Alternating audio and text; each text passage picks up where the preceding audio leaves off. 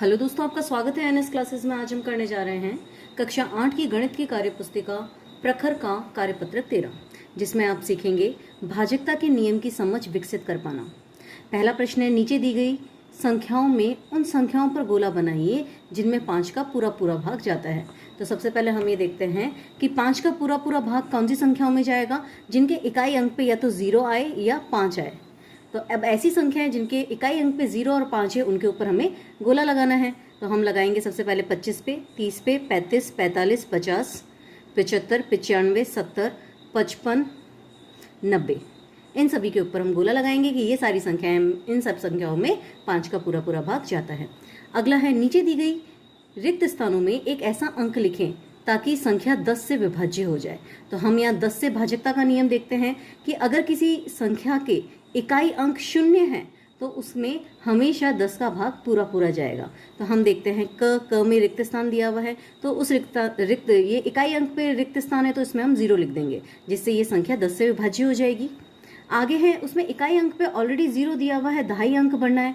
तो दहाई अंक हम 0 से लेकर 9 तक की कोई सी भी संख्या भर सकते हैं, क्योंकि यहाँ पे इकाई अंक 0 है तो ये वैसे ही यहाँ पे आप कुछ भी भर दें, 0 से लेकर 9 तक ये संख्या 10 से पूरी पूरी विभाजित होगी। इसी तरह से इसमें भी और इसमें भी, इन सभी के तीनों प्रश्नों में इकाई अंक 0 है तो हम दहाई के अंक पर 0 से लेकर 9 तक का कोई सा भी अंक भर सकते हैं। आप चाहें इसमें 2 भर दें, इसमें 4 भर दें, इसमें 9 भर दें, या आपकी जो इच्छा हो वो अंक भर दें। ये तीनों संख्याएं 10 से पूरी पूरी विभाजित हैं।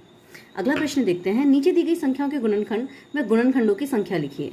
जैसे 1 का गुणनखंड होता है 1 तो संख्या हो जाएगी 1, 2 का होता है 1 और 2 तो यहाँ आ जाएगी संख्या हो जाएगी 2, 3 का होता है 1 और 3 तो यहाँ पर संख्या आ गई फिर से 2। 4 के गुणनखंड होते हैं 1, 2 और 4, इनकी संख्या हो जाएगी 1, 2, 3 तो हमने यहाँ 3 लिख दिया। 5 के हो जाएगा 1 और 5, संख्या हो जाएगी 2। 6 के गुणनखंड हो जाएंगे 1, 2, 3 और 6, संख्या हो गई 4। 7 के गुणनखंड हो जाएंगे 1 और 7, संख्या हो गई 2। 8 के हो जाएंगे 1, 2, 4, 8, संख्या हो गई 4। इसी तरह से आगे देखते हैं, 9 का है 1, 2, 3, संख्या हो गई 3। 10 का है 1, 2, 5 और 10, संख्या हो जाएगी 4।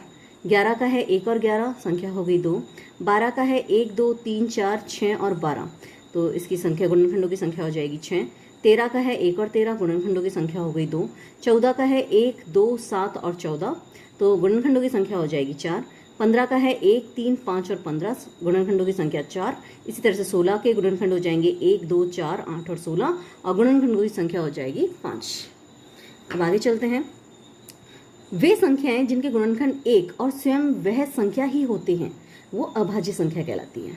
कि अगर किसी संख्या के गुणनखंड हम करने जाएं और उसके गुणनखंड केवल 2 ही गुणनखंड निकल रहे हैं, जिसमें से एक तो एक संख्या है और दूसरी वो खुद संख्या है जिसके गुणनखंड हम करना चाह रहे हैं, तो ऐसी संख्या को हम अभाज्य संख्या कहते हैं। और वे संख्याएं जिनके 2 या 2 से अधिक गुणनखंड होते हैं वो भाज्य संख्याएं कहलाती है। अब है कि एक जो संख्या है वो ना तो भाज्य होती है और ना ही अभाज्य होती है, एक को बिल्कुल अलग रखते हैं। तो अब आते हैं हम चौथे प्रश्न पे कि हमें यहाँ नीचे कुछ संख्याएं दी हुई है 1 से लेकर 51 तक, हमें इनमें भाज्य संख्याओं पर गोला लगाना है। तो सबसे पहले हम शुरू करते हैं 1 से। तो अभी अभी हमने यहाँ पढ़ा कि 1 ना तो भाज्य संख्या है ना अभाज्य संख्या है। आगे चलते हैं 2, 3, 2 जो है वो भी अभाज्य संख्या होगी, 3 भी अभाज्य संख्या होगी। आगे चलते हैं, हमें केवल भाज्य संख्याओं पे गोला लगाना है, तो हम गोला लगाएंगे 4 पे। 5 अभाज्य है, इसे छोड़ देंगे। 6 पे गोला लगाएंगे, 7 अभाज्य है। 8, 9, 10 पे गोला लगाएंगे, 12, 14, 15, 16, 18, 20, 21, 23, 24, 25, 26, 27, 28, 30, 32, 33, 34, 35, 36, 38, 39, 40, 42, 44, 45, 46, 48, 49, 50 और 51, ये जो सारी संख्याएं हैं वो भाज्य संख्याएं हैं। बची हुई सारी संख्याएं अभाज्य संख्याएं हैं, क्योंकि उनका गुणनखंड या तो 1 होगा या वो जिस संख्या का हम गुणनखंड कर रहे हैं वो ही संख्या होगी। प्रश्न नंबर 5 है, नीचे दी गई संख्याओं में किस किस संख्या से भाज्य है। तो 10 जो है वो भाज्य होता है 1, 2, 5, 10 से। 16 होता है 1, 2, 4, 8 और 16 से। 15 होता है 1, 3, 5 और 15 से। 25 होता है 1, 5 और 25 से। तो दोस्तों यहाँ हमारा कार्यपत्रक 13 पूरा हुआ। आपको ये वीडियो कैसा लगा हमें कमेंट करके ज़रूर बताएं। अगर आपको पसंद आए तो लाइक और शेयर ज़रूर करें। Thank you.